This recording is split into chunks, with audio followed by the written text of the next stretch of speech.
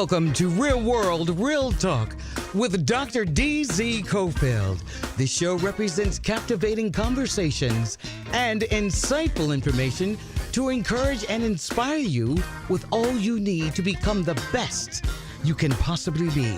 And now, your host for Real World, Real Talk, Dr. D.Z. Cofield. Welcome to Real World, Real Talk. I'm your host, Dr. D.Z. Cofield, Senior Pastor at the Good Hope Missionary Baptist Church, and I want to welcome you to your community station. I want to thank you for being with us on today. This show promises to, if you listen to it, not just save your life, but also save your money. Today, we're going to talk about scams. And if you're like me, my phone rings and at least 5 times, sometimes 8 times a day, I'm getting that message that comes across my cell phone, scam likely. And I'm like, man, when did this come into play? But it's on the internet, emails, social media, Facebook, Instagram, you name it, scammers are out there. And we're going to talk about what are some of the most prevalent scams that are going on and how to protect yourself. Now, there's some general rules that we can talk about, like if it seems too good to be true, it probably is. But there are millions and millions of dollars that are being lost to scammers. And scammers are upping their game. So we're going to talk about how you can protect yourself. Now, just a couple of housekeeping matters before we get started. If you'd like to follow me during the week, you can follow me on Instagram or IG at DZ Cofield. You can follow me on Twitter at DZ Cofield. And you can also follow me on Facebook at, you guessed it, DZ Cofield. Don't forget, membership is 24 hours, 7 days a week, 365 days a year. And this member-supported station wants your support. So you do your part and become part of this radio family. Your presence makes a difference. Also want to encourage you to get out and vote. It is not too late. Early voting is going on up until, I believe, November the 4th. That's a Friday. And then, of course, you have Election Day. Now, don't wait. You can vote anywhere you want. And listen, I want to encourage you to follow the guidance of the League of Women Voters. Download their voting guide, pick up a copy, circle the candidates, make notes. You can take that guide in with you when you go to vote and make your vote count. Wherever you are, make sure you vote. We are focused so much on registering people to vote that we have really failed to activate and mobilize people to vote. And if you think about it, when you have 10 to 12% of registered voters voting, it wouldn't take much to turn an election upside down. All it takes is people who are registered to go out and vote. Vote your convictions. Doesn't matter whether you're Democrat or Republican. We want to encourage you to get out and vote. Now, I came across a story in the Defender Network that really moved me, in part because I know people, some family members, who have been scammed. Now, I want you to think about this. The Better Business Bureau says thieves have stepped up their game when it comes to getting your coins.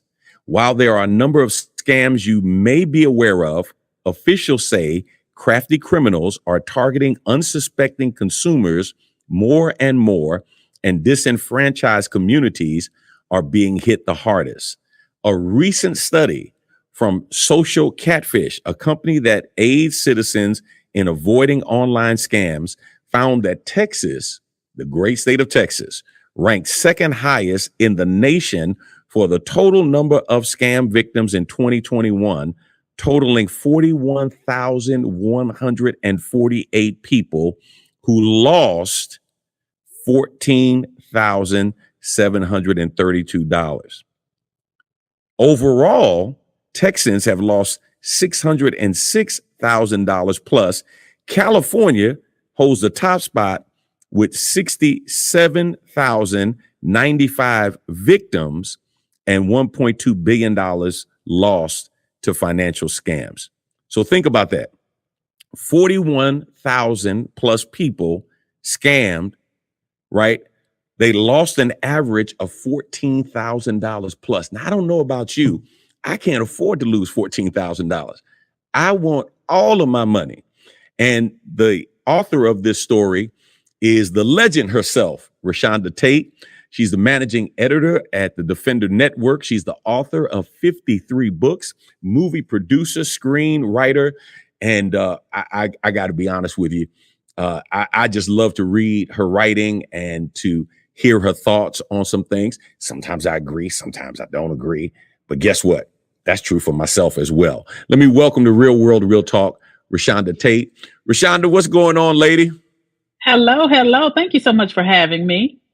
Man, listen, I'm so excited to have you with us on today to share just the impetus behind this story, and let's dive into this story. There are a whole lot of people who are being scammed, and I got to be honest with you.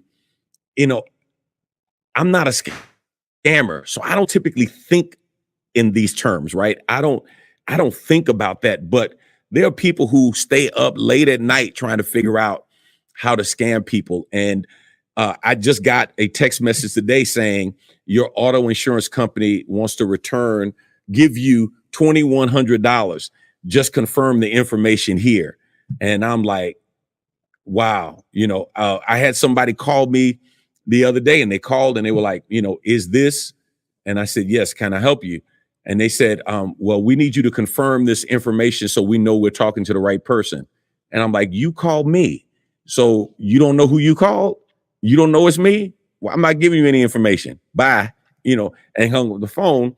But we're seeing people, man, being taken advantage of using Bitcoin, cryptocurrency, putting money in wallets. I heard a crazy story of a brother who got a call and they claimed they were with the bank, but they told him not to ask anybody in the bank about this because they're doing an investigation and they don't know if the people can be trusted in the local branch.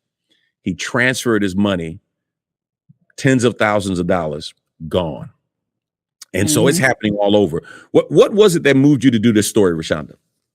There were a number of reasons. I had a family member who actually went to get an apartment in Houston, and the people were putting on a lot of pressure. They were like, we have 3 other people that want this apartment. And they actually sent her screenshots of the communication with these other people.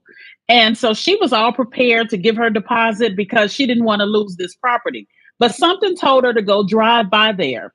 And she went, and there were 4 other people there with the same thing. They had already paid their money to move in. And it turns out the homeowner, the apartment wasn't even for sale. So this was for rent. This was something that a scammer had done.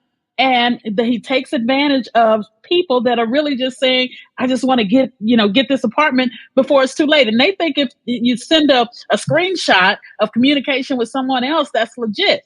Well, it's very easy to make a screenshot. So people really have to keep in mind those type of things. And so when I was looking at that, I said, let me look a little deeper. And I was stunned with my research, the volume of scams that take place. We're used to the ones that we get the emails, the scam likely. We're used to the PayPal scams, but the scammers have gotten crafty. I mean, they really are going deep and putting a lot into making sure that they can scam you out of your money, that you believe you're dealing with a legitimate person. Wait a minute. So your relative goes buy a property that is supposed to be up for rent, and there are 4 other people there who got the same story, and they were there renting the apartment that wasn't even available. Yes, they were actually ready to move. 2 of them were ready to move in. Another one was going by to do some measurements. Well, she was the 4th person. And none of them, the other 3 had already paid their deposit. That money is gone. And they paid a deposit and first month's rent. And so they managed to track down the owner of the property. And he's like, what are you talking about? The apartment isn't for sale. I go back and forth between here and I think it was like Phoenix or something. But and so I went looking, and that's a pretty common scam. Wow. And people do not, you just do not send money without being sure who you're sending it to. Yeah, I'm at the point I'm not giving out any information. I had somebody with a bill they were trying to collect the bill, and I'm like, mail it to me, mail it to me. Right. And then I'll call and verify, and I'm gonna put my eyes on you, like the old folks say, I'm gonna put my good eye on you. And but yeah, there's so many scams.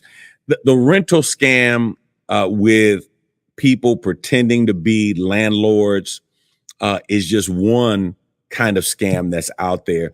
Let's go down your story and talk about the different scams. And let me just say this to our listening audience. I really, we're not doing this show to make anybody feel bad who is taken advantage of. We really are trying to give you information to protect yourself so that when scammers come back around, you're not falling for it again. Because I have family members, I don't know if they just have, scam likely on their forehead, but they just, every time you turn around, there's somebody calling them. And, we remember the send your bank information to somebody from Africa who has all of this money that he wants to give to you.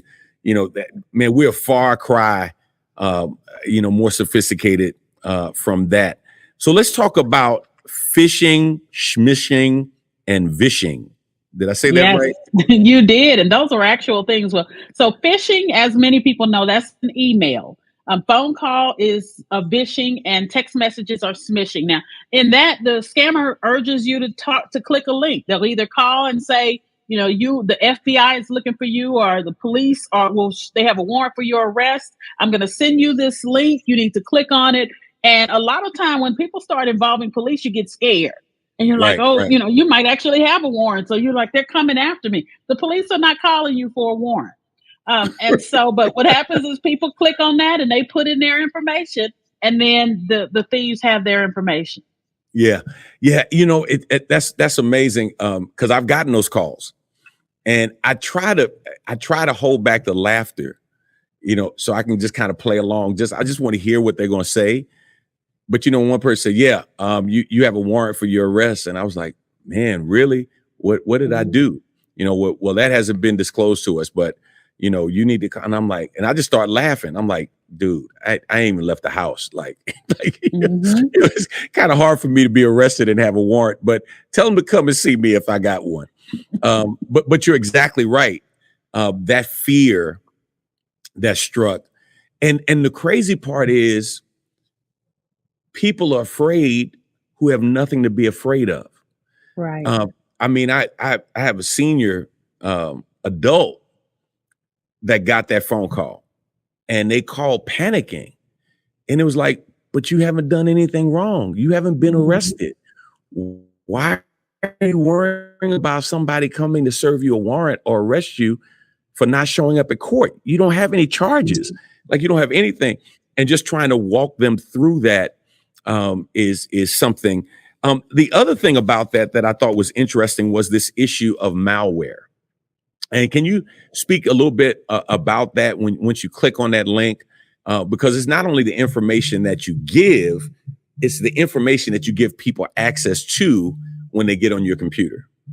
Right. So when you click on a link, and if you're on your laptop and you have, they have malware installed, well, now that's all in your computer. So they can watch you and everything you do. That means when you log into your bank account, they can determine your passwords. When you log into your credit card bill, they can determine all of that because they've installed malware on your laptop, and they can do it on your phones now. iPhones used to be really protective of that, but the thieves have found a way around that. So that's why it's just so imperative that you don't click on those links. Yeah, it's something. Let's talk about texting. I am a big texter. I tell people all the time, I don't look at emails. I have an email account. I have several, but people who know me well know they have to text me to tell me I got an email. They say, hey man, I sent you an email, right? But that texting thing, as I said to you off air, I just got a couple of texts today. I just did a screenshot of them, hey, insurance company, we got money we want to give you. Click this link, and I'm like, oh God, man, this is like insane. Talk about accessibility. And I'm concerned also, Rashonda, and I would love to hear your feelings about this. When we put smartphones in the hands of our children, I opportunity for them to be taken advantage of as well. I think it's something that should concern parents and should concern us all. Especially in light of the next scam that I really was surprised about. Now, this is one, it's a text scam, and it is where they will clone and they will put on your text, they will send a text from mom or dad. And so a lot of times you'll get this text and it will say, "Hey, son, I've run out of money. I'm at the store. Can you send me $100 Apple Pay?" And if you see that text from mom, you're like, "Oh, my mom forgot a wallet. Let me send her some money." They're counting on you not clicking on the link to see where the text came from and just sending the money. So they're labeling the text as mom and dad and boyfriend, husband, all of that, counting on you not to do your due diligence. And so, our kids don't have a whole lot of money. But if you got a text from my daughter right now saying, "I'm stuck and I need you to cash app me $50, she's going to be like, "Okay, mom never asked me for money. I'm going to cash app her $50. So now they have access to your cash app and you're out of your $50. Yeah. I've been hacked. And of course, that's when the requests come, when somebody hacks you and they send to your entire email list, "Hey, I need help. I'm here." Me being a pastor, of course, people are like, "Oh man, pastor needs help," or, "He's out of the country," or whatever case may be. And typically people will call or, send me a message and say, "Hey, I think you've been hacked," or "Are you okay?" But again, I think to your point, those kinds of messages need to be verified. People need to call, they need to check and see. I got one message, or actually a friend got a message about his spouse, and it was one of those, wife, husband, I'm in trouble or whatever case may be. And man, I just said, "Well, did you call her?" And he was like, No, I just got a message saying she's in trouble." I said, "Well, why don't you call her and see?" And of course he called her and she's like, "Yeah, what's wrong?" She's like, "No, I'm fine. You're not in an accident?" "No, I'm in the store. What's wrong?" And so, we see that happening a lot. This one I thought was interesting. The "I see you watching porn." I don't know if there's a morality clause in people's, jobs, or whatever, but the threatening that we're going to expose you. And again, if you don't watch porn and somebody said, "I saw you watching porn," you would just laugh. But that exposure, it just seems so simple when you think about it. But if people are afraid of being embarrassed or are afraid of having the covers pulled off of a private side of their lives, that people would have fear around that. What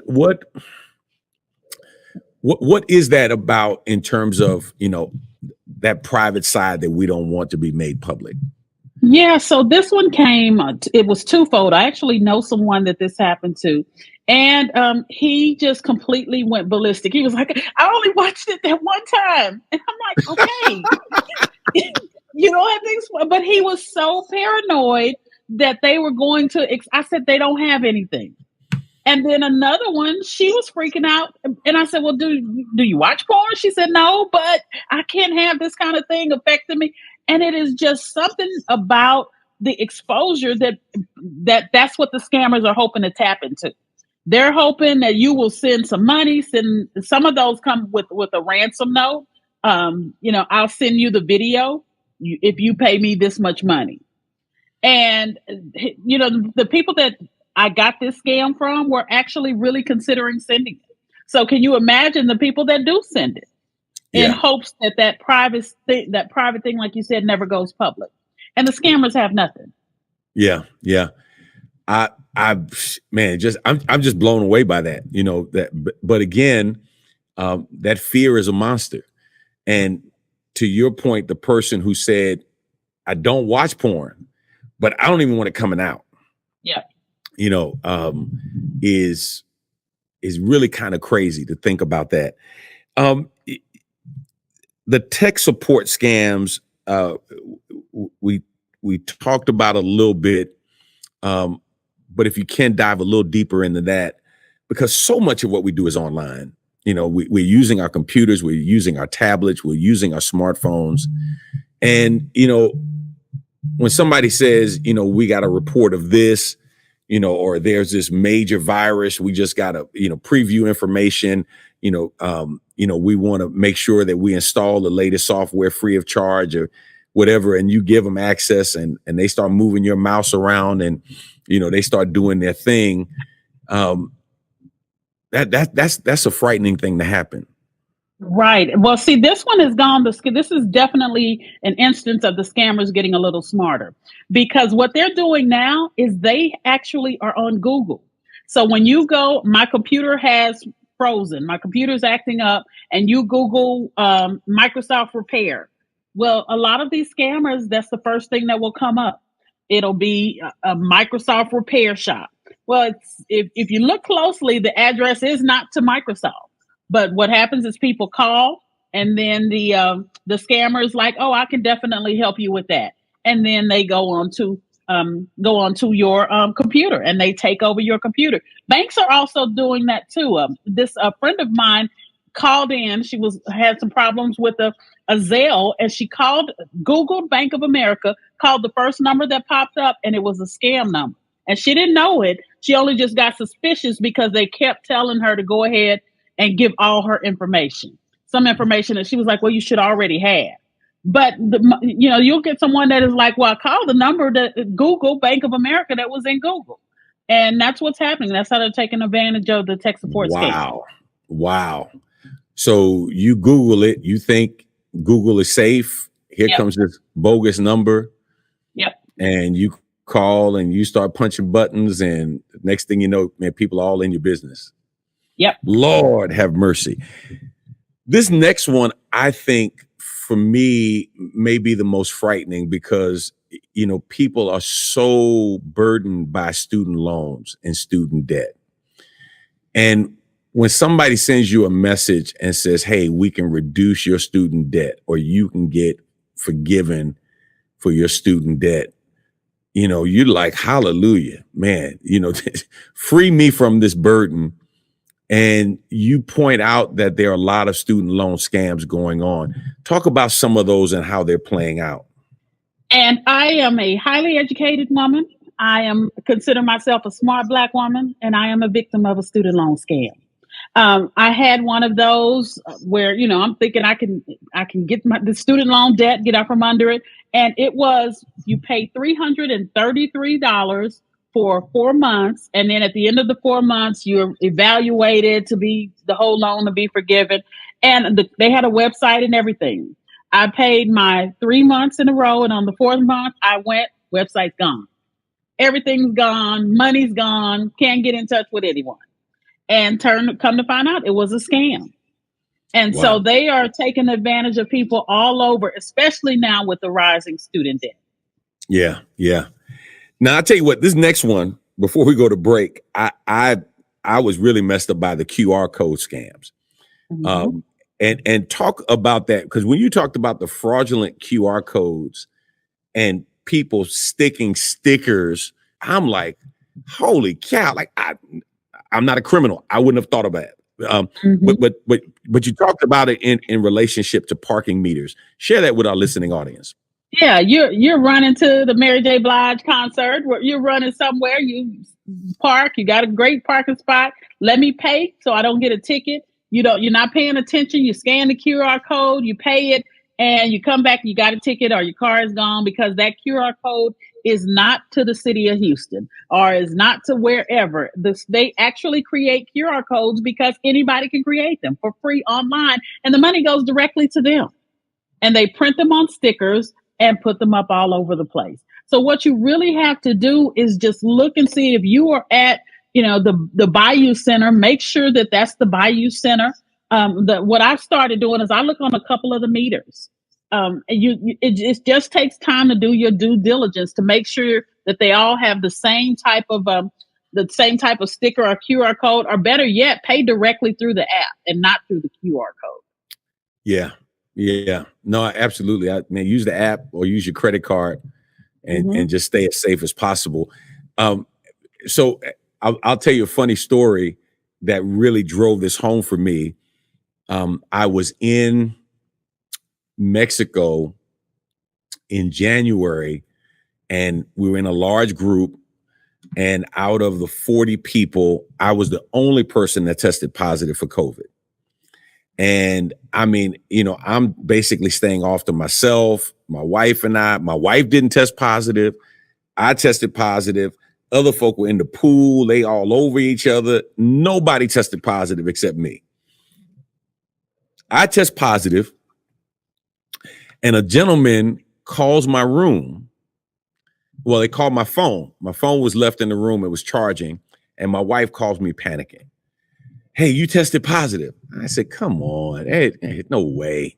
Like, everybody, I'm just sitting there chilling. I'm like, well, good. I'll stay. We got insurance. I'll stay. They can just put me up in a room. I'm fine. And she's like, no, you're not staying here. You getting home. This guy offered a pass, a negative COVID test for $150. And I was like, really? So what he did was he made a black and white copy of a negative test with my name on it to show me that he could do it. And it had a QR code on it. When I scanned the QR code, it took me to a site and it had my name. And instead of the red positive, it had green negative. And so I took a screenshot of the legitimate site and the illegitimate site. And you could tell when you looked at them side by side. But just casually glancing, it looked the same. Now, he made a mistake with me because he actually gave me that QR code. So I just scanned it and I left and got on the plane. And when I showed it to the security guy at the airport, he just glanced at it and said, okay, you good. And I was like, holy cow. So if it's that easy to fake that QR code like that and take you to a different site, all they did was scan the legitimate piece and basically just cut and paste and put positive over, the negative or negative over the positive. So that QR code thing is scary. Right.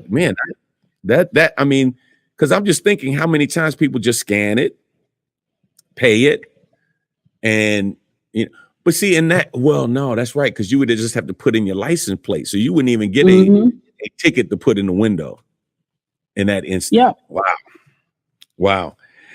If you're just tuning in, you're listening to Real World, Real Talk. We're going to take a short break. We'll be back in just a moment. We're going to continue to talk about some of the top scams and how to avoid them. And then we're going to talk about 5 signs that it's a scam. 5 signs that it's a scam. You don't want to miss it. Stay tuned to your member-supported public radio station, KTSU.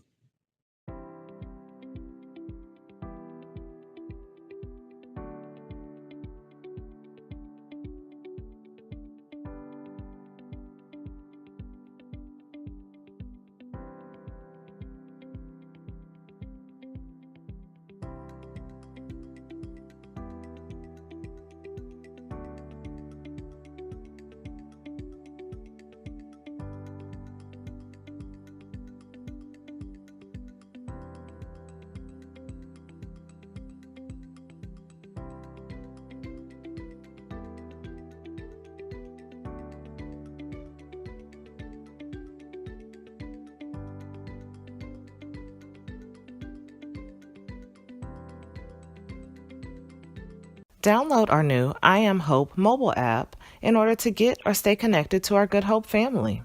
To download the new app, you can visit our website at goodhope.org and click on the banner, or you can text Good Hope MBC app to 77977, or you can scan the QR code on the posters in the lobby or Center for Hope, or you can also search Good Hope MBC or I Am Hope in your Apple or Google Play Store. Let's continue to take hope to the world. Welcome back to Real World, Real Talk. I'm Dr. DZ Cofield, your host for your member-supported public radio station, your number one source for jazz and more.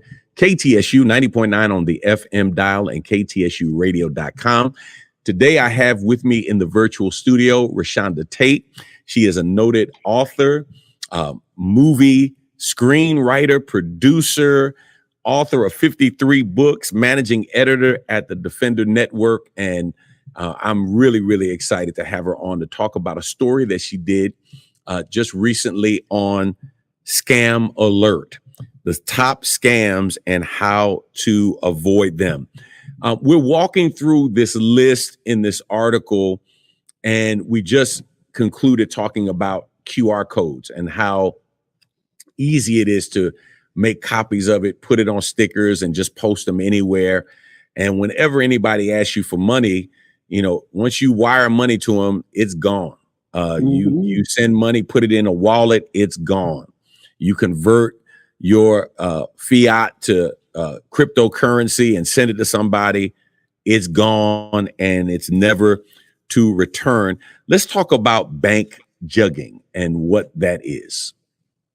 So bank jugging is, and we've seen a lot of this in Houston lately, and that's basically a thief patiently waits for you when you run into the bank, and they follow you home and burglarize your vehicle or just you directly. There have been several cases of this, so much so that Houston police really came up with a name for it, and that's the bank jugging. And what's happening is we are just always on the move society. We are not paying attention to our surroundings.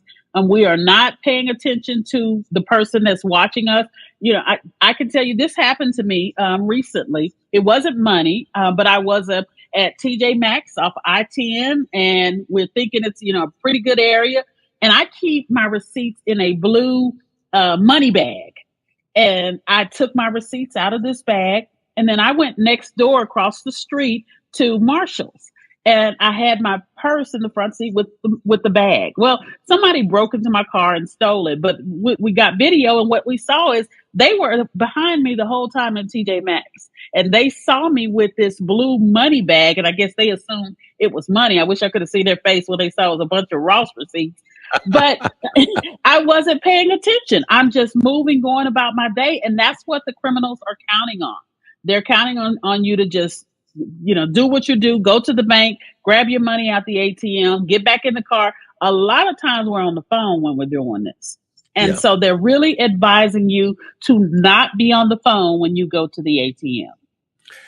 Yeah, I know that, I've seen reports, heard stories, people going to stores, the Apple store, going to the mall, put their bags in the back seat, and they just run in to stop for a minute, and like you said, if they're being followed, it takes, less than 3 seconds to open the door, snatch stuff and run out. And we're seeing that all over the place. And, you don't want to put your life on the line for an iPad or phone, but you're absolutely right. People are following people, that they're tracking you, and they're seeing what you're doing and what you're getting. The sweepstakes and lottery prizes. That one is really interesting because it's this. I think it taps into that desire of people to get something for nothing. Right. And if I can give you $10 to get 100, oh well, I'm $90 to the good. Yeah, who wouldn't do that? So let's talk about sweepstakes and lottery prizes. This is basically, like you said, they rely on your excitement, and they get you to pay a fee for your prize. We used to see this when the Nigerian king had all of this money that his uncle left him, but he didn't have time to go cash the check. And if you send him money, well, now the thieves have come to America, and they're doing this a little bit more. They've gotten a little bit more crafty with it. They will do things to say you won you entered the sweepstake and you won. You don't remember entering the sweepstakes, but you're like, oh wow, I won $1,000. I only need to send them 100 to get it. I am stunned at the number of people that still fall victim to that. But you see this a lot, especially with elderly people. The bottom line is you'll never win a Yeah. lottery that you didn't enter. Yeah, right. Yeah. And it's bad if you don't remember whether you entered or not, Yeah. or they talk about and try to tie it to a purchase that you made or something like that. Speaking Mm-hmm. of purchasing, let's talk about online purchases and what's happening. Hey, I'm an Amazon Prime member. I think I'm gonna get ready to give it up, but I can't tell you at least once a month, it seems like I get a fraudulent email from Amazon telling me I bought something and it couldn't be delivered. I need to call and verify this. And of course, I didn't call the number that was on the email. I Mm-hmm. actually went to information, got Amazon number, called Amazon. They were like, we don't know nothing about that. And I'm like, well, somebody's out here pretending to be Amazon. But talk about those online purchase scams. Yeah, we've seen this a lot, especially with Facebook. And I will admit, I am guilty of this as well. I do not believe fat meat is greasy. When I see that cute dress in my timeline and I order it and I get it and it won't fit on my right arm, it's it's cheap material, and they're counting on that. And what's happening is you see a lot of those scammers coming from China. And they're saying, okay, well, you can send it back. Well, it'll cost you $100 to send it back, and the dress itself was $20. And so you'll just chalk it up. And what happens is they've gotten $20. One of the key ways to avoid getting scammed online with purchases is they hijack photos from legitimate places. Anytime you see those heads cut off, that's generally a sign of a scammer. If you see pictures and you really like that outfit, if that head is cut off, that's generally they have hijacked that from somewhere else. And you're going to get a cheap replica, probably made by a 6-year-old in China. So beware of those. The bottom line on that is go to legitimate sites, place your orders from legitimate sellers. Yeah. Yeah.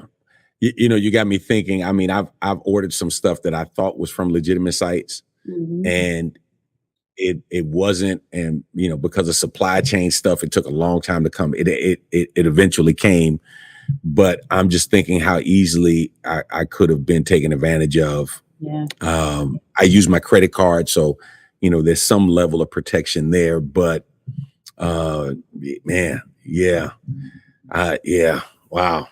So, if law enforcement is scary, when they call, I think somebody pretending to be the IRS may be the scariest of all. If somebody calls and they say they're the IRS, man, that's worse than getting called to the principal's office, right? Because the IRS, they take whatever they want, Right. And when people get that call, there is, I think, just a natural sense of panic, especially when they start talking about you owe money, your taxes weren't filed correctly or whatever the case may be. Talk about the fake IRS scam. Yeah, this is one that sent my sister into a panic. And I'm like, have you gotten any correspondence from the IRS? Because they communicate via snail mail. And she's like, no, he just called. He threatened they're going to seize my bank account. So she was in a panic. And I said the IRS does not make threatening phone calls. And they were very threatening. And so they don't tell you to send payment via your gift cards or wire transfers. They will tell you to go to irs.gov and make a payment if they were to call, but they don't make phone calls anymore at all.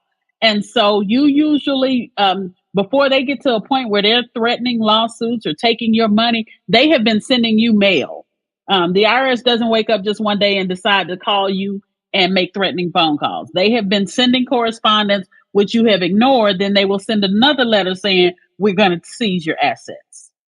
But that fear is the driving force for the majority of these scams. Yeah, no, you're absolutely right. And it is, I think what's interesting is, it does take time to go through that process. The IRS doesn't wake up and just say, okay, we're going to take your stuff. Yep. I mean, it takes years for them to get to that point, and they much rather get their money than take your stuff. Exactly. And when you start sending them account information and whatnot, you're in trouble. One of the things that you talked about was the urge to scam the scammers. Now, you got to help us with this. I know nobody wants to be taken advantage of. I know nobody wants to be scammed. But this urge to scam the scammers, I'm like, man, I don't even want to deal with scammers. Where is this coming from? So, one of the things that we're tempted to do, and by we, I say me, I've done this, and I tell myself to stop it. So a scammer sends you have you heard of the new DHS where they're giving away $100,000? Well, I'm in a meeting, I'm bored, I got time, I'm texting back. Yeah, I heard about it. They sent me 200,000. Why don't you send me your information and I'll give you all the details? And then I'm going back and forth with the scammer because I'm trying to scam the scammer. I'm not really expecting him to send me money, but I got time today. So I'm going back and forth engaging this scammer. We really want to resist doing that because what you're doing is you're actually engaging someone. And the longer you're going back and forth, the more you're given an opportunity for them to continue messing with you versus moving on to their next victim. So you really want to avoid trying to scam the scammer. I know another lady who actually said, okay, I'll send you my Cash App and you send me yours. And she sent her real Cash App after they sent their fake Cash App. And they got her money. So, and these are college graduates I'm talking. Wait a minute. They sent her a Cash App and she sent her real Cash App? She sent her real Cash App. Oh my God. So they sent a Cash App they had set up. Now, it was a legitimate Cash App, but what she didn't even notice is the Cash App that she sent to was one letter off. So they had created a new fake Cash App, and then once she sent her money, it was gone. Well, she wanted to prove that they were legitimate. So send me your Cash App so I can know you really legitimate. They're like, no problem. We'll send it to you. Lord have mercy, man. If you're just tuning in, you're listening to Real World, Real Talk. We're doing a show with Rashonda Tate on Scam Alert, top scams and how to avoid them. Let's close out our show today, Rashonda, talking about the 5 signs it's a scam. You identified 5 railroad crossing lights, stop signs that say, warning, Will Robinson, warning. You're going down the path of being scammed. Let's go down each of them. What's number 1? They contacted you. When somebody contacts you first, you don't know whether they're telling the truth. And remember, email addresses and caller ID information can be faked. Nowadays, the criminals have gotten so smart. You will get, like I said earlier, an email from, at fraud at Chase Bank or, change of address at bankofamerica.com. And so you really can't trust that if someone contacted you first.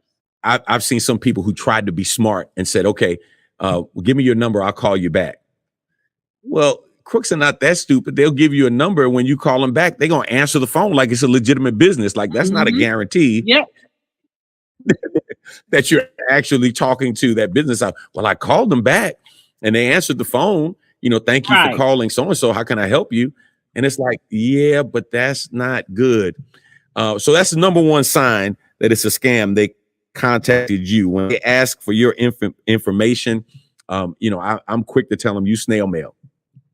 Mail me what you want me to see. Mail me the form you want me to fill out. I have not received a form in snail mail yet. So, all right, number 2. They dangle bait. Usually it's money. When it comes to money, people just don't give away large sums of money easily. And if someone dangles that in front of you, you got a big prize, a shopping spree, an easy loan for nothing, they're probably lying. Yeah. All right. Number 3, they want your personal information. I still find hit this on the head. hard to believe that people give their personal information out like that, but they do. Because the call comes up on their the call comes up on their caller ID as Bank of America, or it comes up on Wells Fargo. So you think you're talking to Wells Fargo. Well, Wells Fargo already has your information. You in those Yeah. cases, don't give it away quickly or easily. Just ask them. You tell me, and I'll confirm the last four.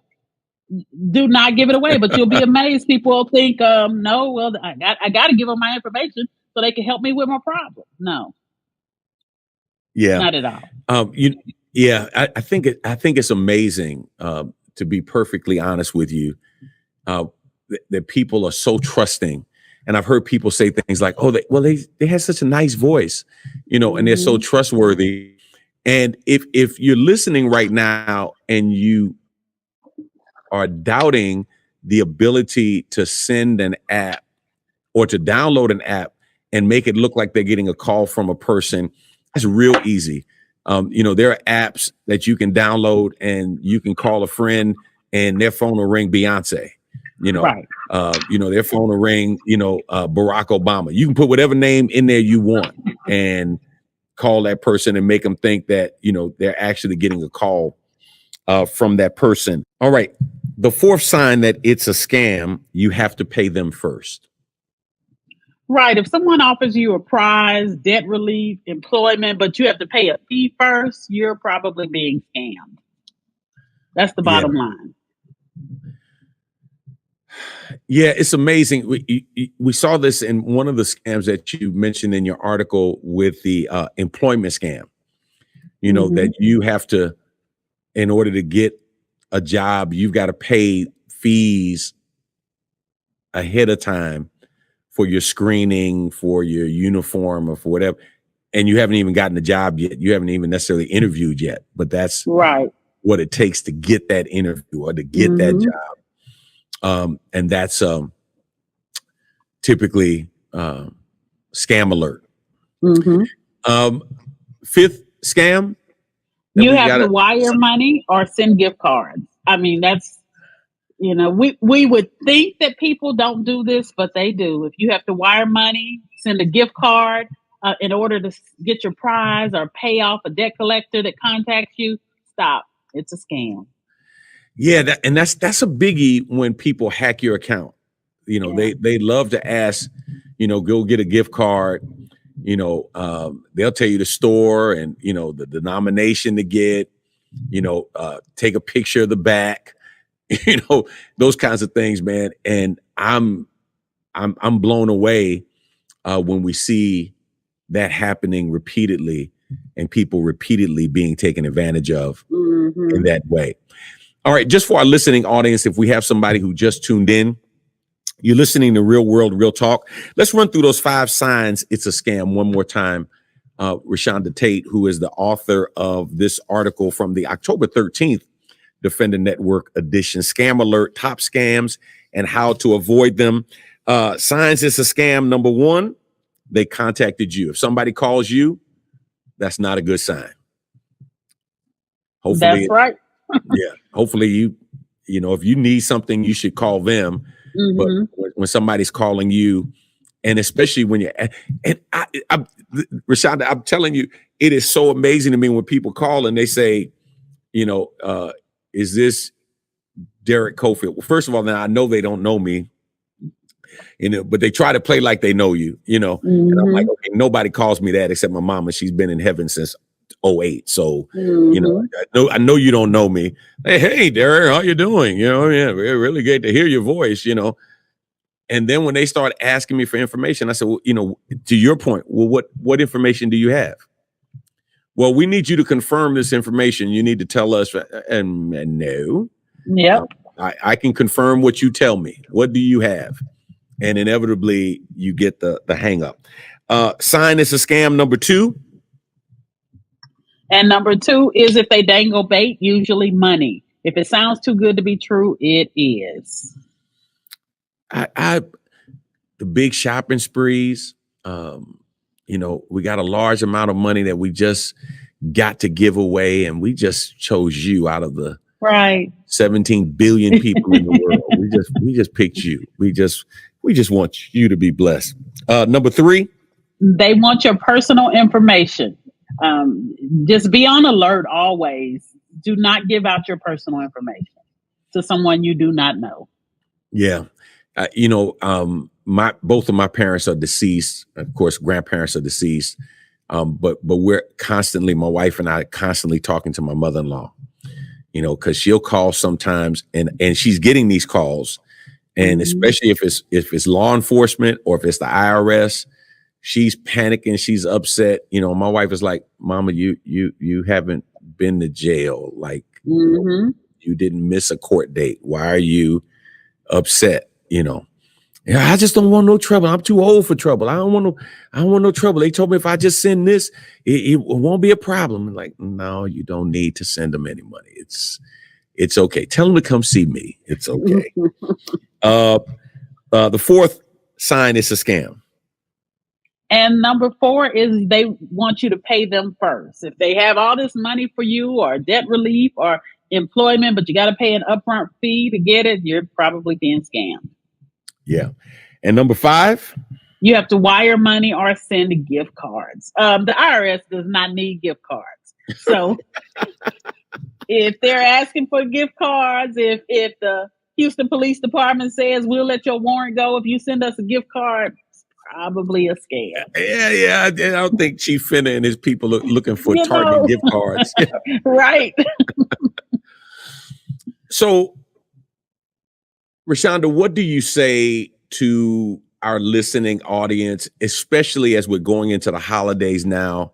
Because, man, scams are going to be coming out the woodwork. I mean, everybody's going to be. I mean, I'm seeing people who are selling gift cards that are scams. I mean, there's just all kinds of stuff, that's going to be put out there. What are you saying to? What would you say to our listening audience to try to protect themselves? Because, to your point, you've been scammed. I've been scammed. People who are very smart, who have multiple degrees, have been scammed. How can we protect ourselves to the best of our ability? There are a number of things you can do, but just be diligent. Do not give your personal or financial information out to people. Resist the pressure to act immediately. That's what happens a lot. We're moving so fast that we just act immediately. And a lot of times, stop and talk to someone you trust. Sometimes people feel so bad about, I can't believe I let someone scam me. Or, to this day, I'll ask someone, this sounds real crazy coming from Bank of America. I don't have a problem talking with a friend, or we'll talk things out. I will Google somebody in a minute, and then I will check the links. Always check the websites and the links, and make sure it's not bankofamerica.net. And make sure it's the website that you're looking for. But you really just have to do your due diligence and choose those passwords carefully. You would be stunned at the number of passwords that are 1, 2, 3, 4, 5, 6. Who told you my password? How you figure that out? Right. 1, 2, 3, 4, 5, 6. There you go. That's my passcode. One of the things that I think, and you mentioned this to protect yourself, is, and I know this is hard for some people to do, but that's delete emails and not open them. Because there's spyware and viruses attached to stuff, and when you open it, it's like, oh my God. And when you see that strange, man, look, I'm of this opinion. If somebody's really trying to reach me, they'll resend it, or they'll call me, or they'll send me a letter. If it looks strange, delete. Yeah. A lot of people open their emails. One of the first things you can do, even though the criminals have found a way around this, is check that email address. Because while there still are a lot who will use the real email address, there are still a lot that you will click on it thinking it's coming from Good Hope Missionary Baptist Church because it's asking for your tithes for this month, but it's actually from, some address in China, or it's from some long, you can't even make sense of it email address. Just click on the from button for everything. Best Buy gets this a lot. Best Buy will say, we have spyware that we need to install on your computer, and you'll click on it and you'll see it's from, Jake at XYZ BDF. So really do just click on those if you're in doubt. Wow. Tell you what, I don't know about our listening audience, but there's a sense of both relief and fear and trepidation that I'm feeling right now, because you really kind of almost have me wanting to just unplug completely, like just get off the internet completely. Like, I know, close everything. No, nobody has anything. And wow. Rashonda Tate, before we go, tell us what you're doing and what's coming up with you. You're an author, screenwriter, movie producer. You've got a project coming out. Talk about that, if you will. Yes, I am currently working. Always. I'm at the Defender now working. Hold on one second. Sorry about that. Okay. Yes, I'm always working. At the Defender, we are constantly working on stories that the community will make an impact for readers. So we're always looking for great story ideas. And if you have a story that you want us to dig into, I'm always looking for that as well. And then on the personal side, working on a historical fiction novel. I'm really excited on the life of Hattie McDaniel. So very excited about that book. Oh man, that's awesome. And you have a screenplay coming out. I do. I wrote a movie that will be on TV1 called Christmas with My Ex, and it'll be out for this Christmas, during the Christmas season. Okay, now is this like love story, serious comedy, or like all of the above? Yeah, it's like a romantic comedy. Okay. All right. Yeah. Well, we're going to check it out. Christmas with My Ex. Thank you so much, Rashonda Tate. Man, we appreciate you. And please keep up the great work of reporting the news and helping us to tell our own story so that our stories are for us, by us. We appreciate that. All right. Thank you so much for having me. The late Vernon John said, if you see a good fight, get in it. I always add, if you don't see a good fight, start one. And there's no question, man, when it comes to scams, you got to be willing to fight for yourself. Rashonda Tate said it so well. You've got to be diligent. You've got to ask questions. You've got to resist the urge to act impulsively. You got to delete some things. You got to block some things, because at the end of the day, I don't know if there's a worse feeling in the world than to know that you have been bamboozled, that you have been taken advantage of, especially when you work hard for your money. And you know that money doesn't grow on trees, as our parents would tell us. So make sure you do your part to stay safe. Make sure you do your part to keep what you have worked hard to earn. Scammers are scamming 24 hours, 7 days a week, trying to figure out how to scam you out of their money. If they work that hard to work, they could be millionaires, but it's just easier to try to scam you. So do your part to protect yourself. I'm Dr. DZ Cofield for Real World, Real Talk, signing off. Listen next.